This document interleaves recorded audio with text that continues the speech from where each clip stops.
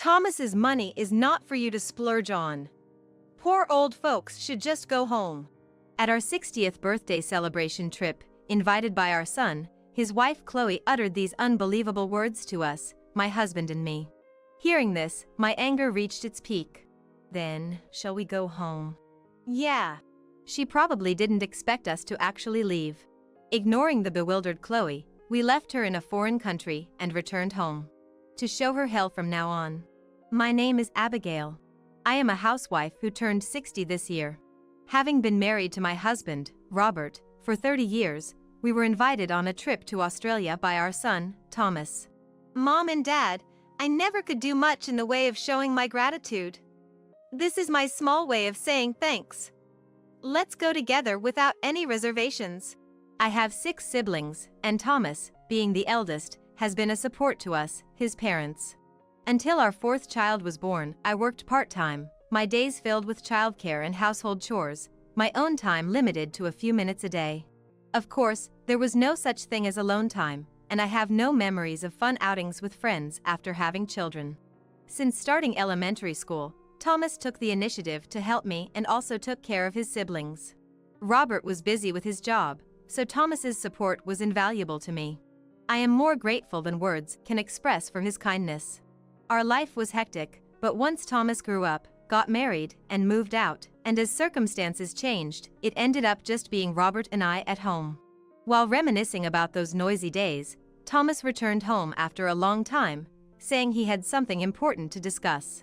This delightful invitation was the subject, and Robert and I were thrilled.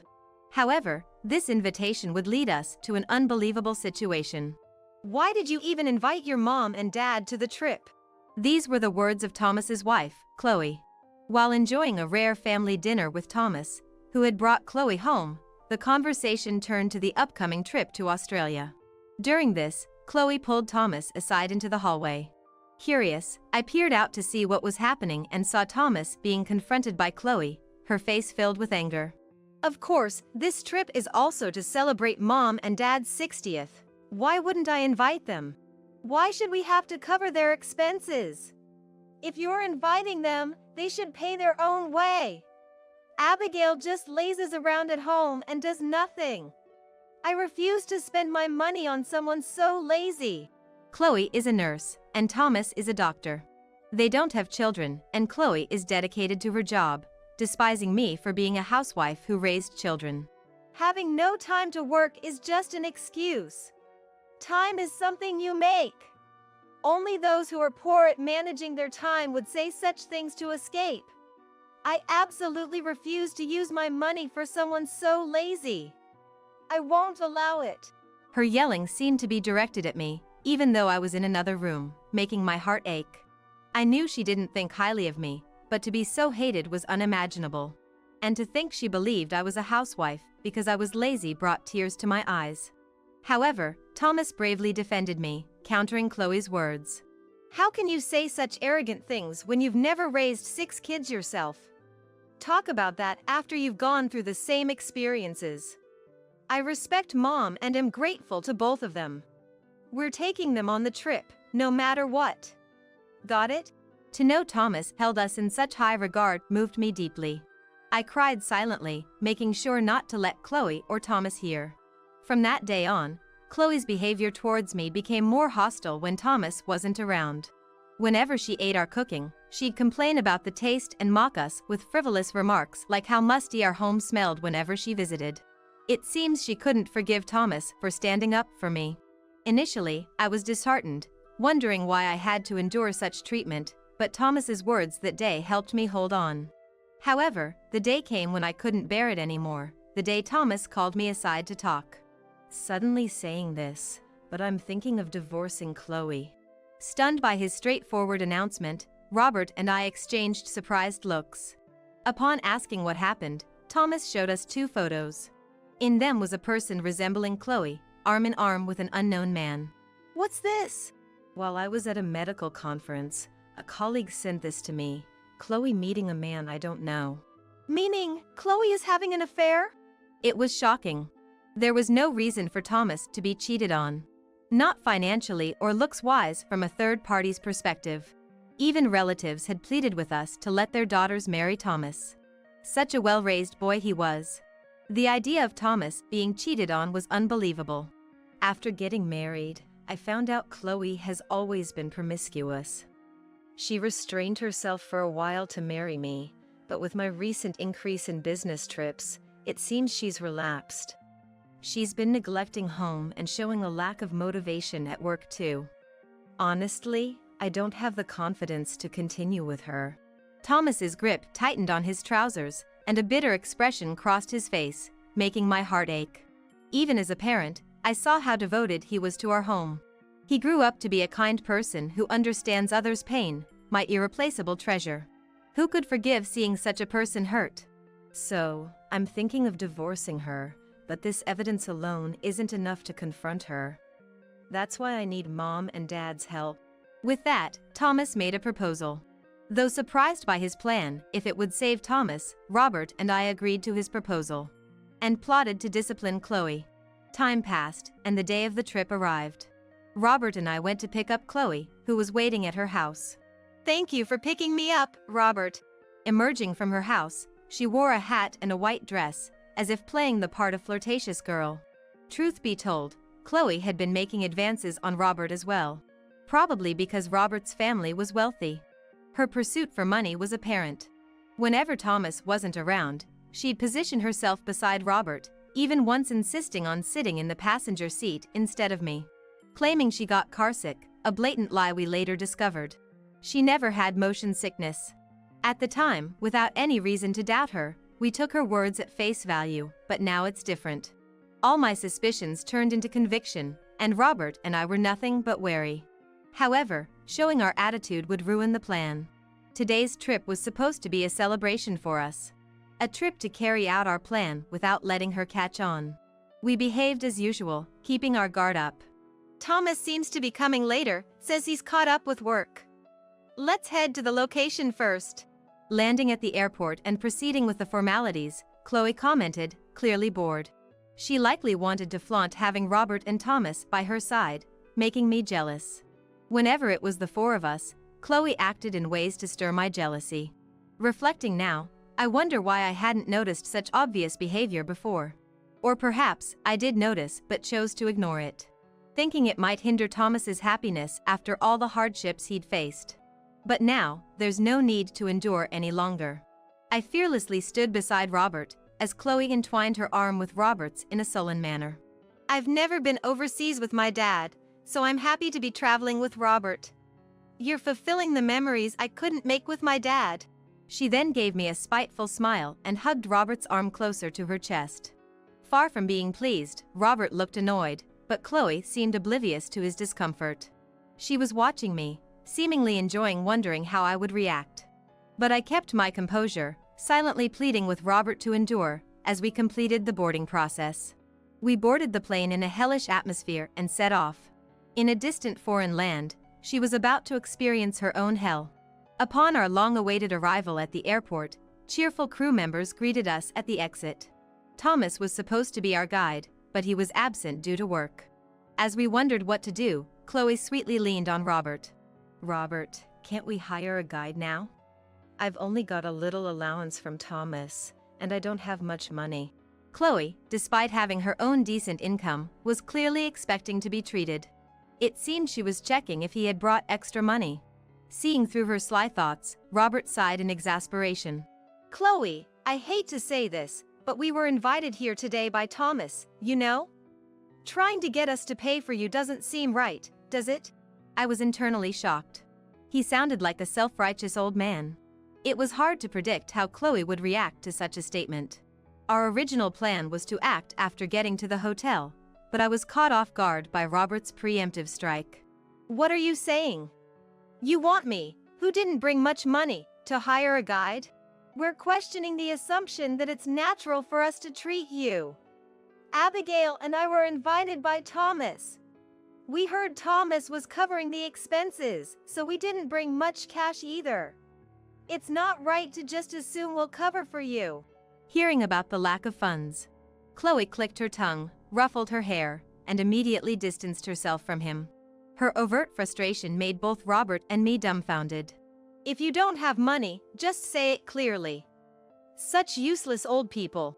Chloe's shockingly blunt comment was loud enough for us to hear. At that moment, Robert and I exchanged looks and proceeded with our plan. Hey Chloe, that's no way to talk. We were just stating the obvious. So annoying. Both of you preaching? I don't need that. You act as if it's natural for you to be treated, yet you were also relying on Thomas's money for today's trip. You had no intention of spending any money because you were the ones being celebrated, right?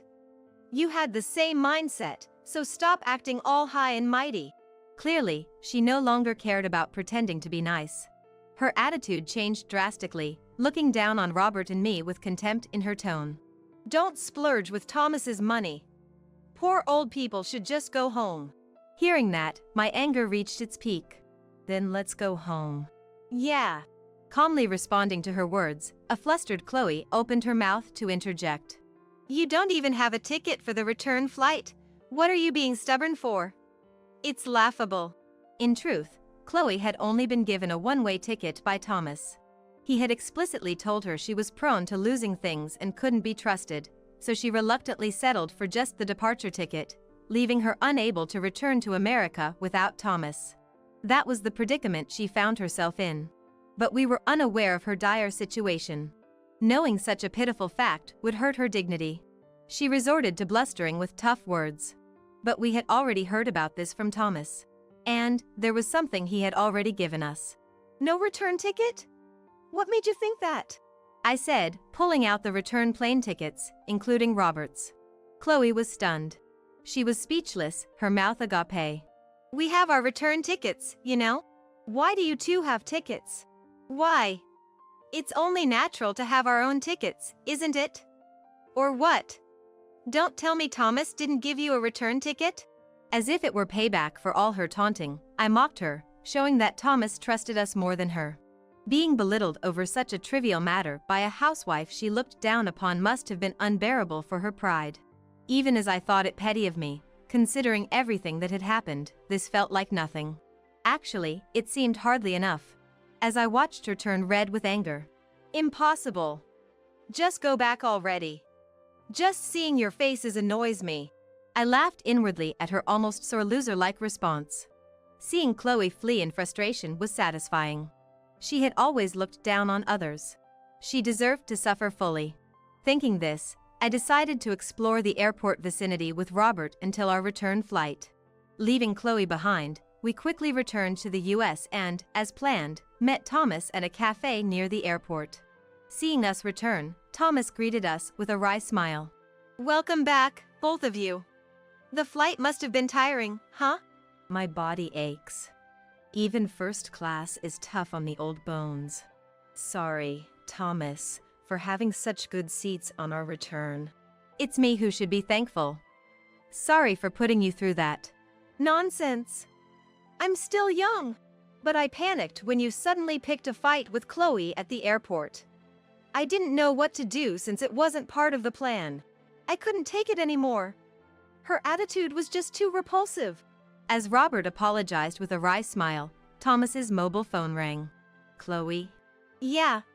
She's been calling nonstop since hotel check-in time. Probably panicked because she thinks her hotel was canceled. She can't do anything by herself. Thomas laughed off the continuously ringing mobile phone on silent mode.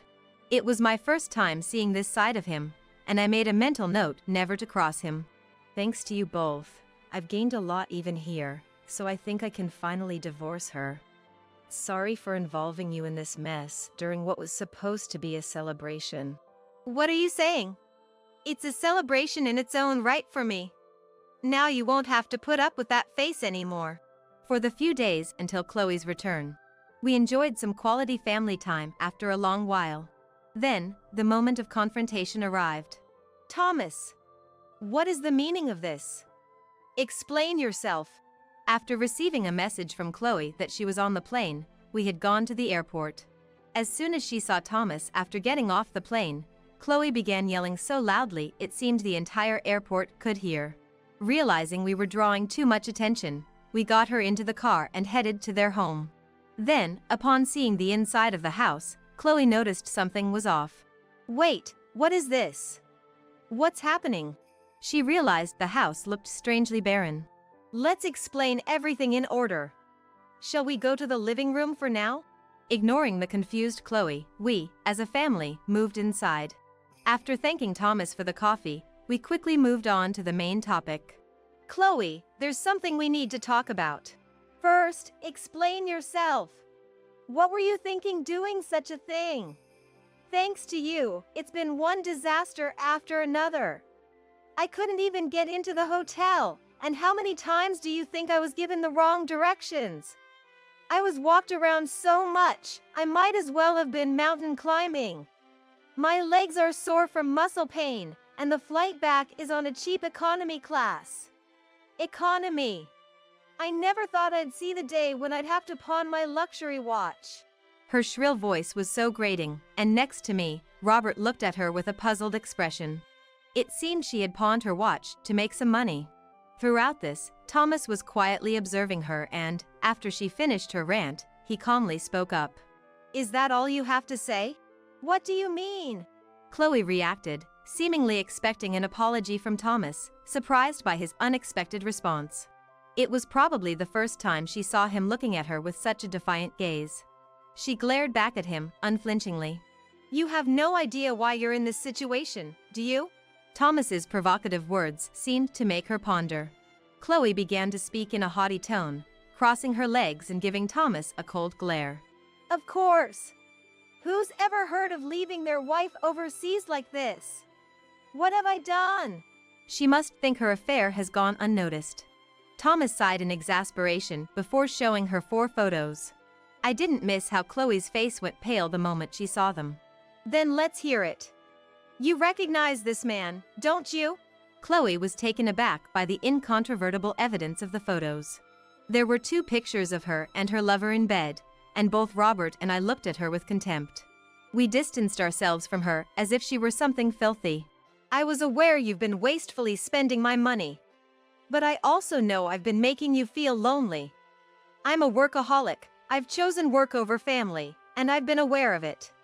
That's why I never said anything, but to think you were financially supporting this man. Thomas had hired a detective to secretly investigate Chloe up until the trip, uncovering her affair.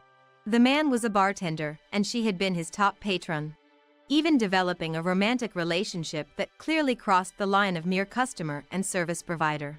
He had frequently stayed at their home while Thomas was away on business trips. You said you had a terrible time in Australia? Then, what about this? You've been deceiving me, laughing behind my back, and even complaining about me to him. A useless man with nothing but money, you said. I confirmed it myself when I met him. I even have the audio from that time. You met him? Of course. Because I knew whatever you'd say would be full of lies. I made him spill everything first. Showing her the voice recorder, likely containing the recordings, Chloe seemed to resign herself. Without a word to counter, she began to apologize profusely to Thomas. I'm sorry, please forgive me. I was tempted by evil. Tempted by evil? I couldn't help but react to her words. So being tempted makes it okay to hurt Thomas like that? Thomas had always protected me from her, trying his best to juggle work and home life for the sake of our family. Her words, betraying him as if it were nothing, broke something inside me. How can you think an apology makes it okay, after everything Thomas has been through because of you? Tears spilled from my eyes as a mix of sadness and anger overwhelmed me. Robert comforted me in an attempt to calm me down, wrapping an arm around my shoulders and gently hugging me. Seeing us like this, Thomas once again spoke up, presenting her with divorce papers. I've been told about what you've done to Mom and Dad. I have no intention of continuing with you. This house will be sold. Pack your things and leave immediately. Even if you refuse to accept the divorce, I'm willing to take it to court to separate from you. What you've done is now coming back to haunt you. You better accept it gracefully. And so, we cut ties with her. Even though Chloe pleaded with Thomas afterwards, his patience had worn thin. He coldly dismissed her, finding her presence bothersome, and decided to return to his parents' house until the divorce was finalized. The reason their house looked so bare was that Thomas had called movers to take his belongings back to his parents' house. Seeing how efficiently he managed everything, I couldn't help but admire his sharp mind. As Thomas had said, the divorce ended up going to court. Despite Chloe's repeated denials, the affair was undeniable with the photos and the lover's testimony, making the divorce inevitable. She was even ordered to pay compensation in the divorce settlement. She came to our house several times, begging to meet with Thomas, but I refused. She apologized for her disrespect towards me and pleaded to speak with Thomas. However, I was furious at her words. "Enough with the disrespect. I will never forget what you have done. Never show your face to our family again." I said this and called the police, and she never appeared before us again. Finally, we returned to our peaceful days. Thanks to Thomas's arrangements, we got to redo our 60th birthday celebration. The entire family gathered, grandchildren included, for a grand celebration. "Dad, Mom, please live long and happy lives." We thanked Thomas, who said this with a bright smile, as we continued to watch over our children's happiness and growth.